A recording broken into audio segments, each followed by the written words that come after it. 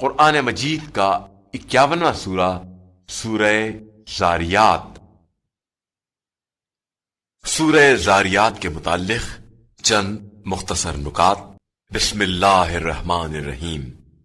سورہ زاریات موجودہ ترتیب کے لحاظ سے قرآن مجید کا 51واں اور ترتیب نزول کے اعتبار سے 67واں سورہ ہے۔ یہ سورہ مکہ مکرمہ میں نازل ہوا۔ اس سورے کی پہلی آیت کی مناسبت سے اس کا نام سورہ زاریات ہے، جس میں ان ہواؤں کی قسم کھائی گئی ہے جو بادلوں کو منتشر کرنے والی ہے، اور زاریات عربی میں منتشر کرنے والے کو کہا جاتا ہے۔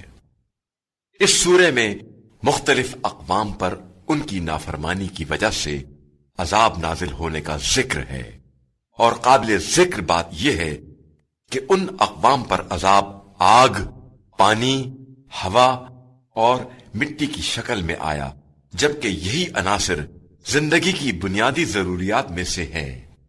صاحبان عبرت کے لیے اس میں واضح نشانی ہے۔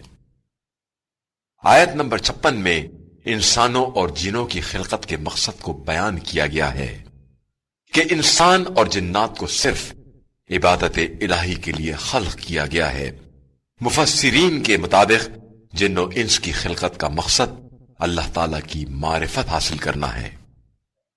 جو شخص دن یا رات میں اس سورے کی تلاوت کرے گا اس کے رزق میں اضافہ ہوگا۔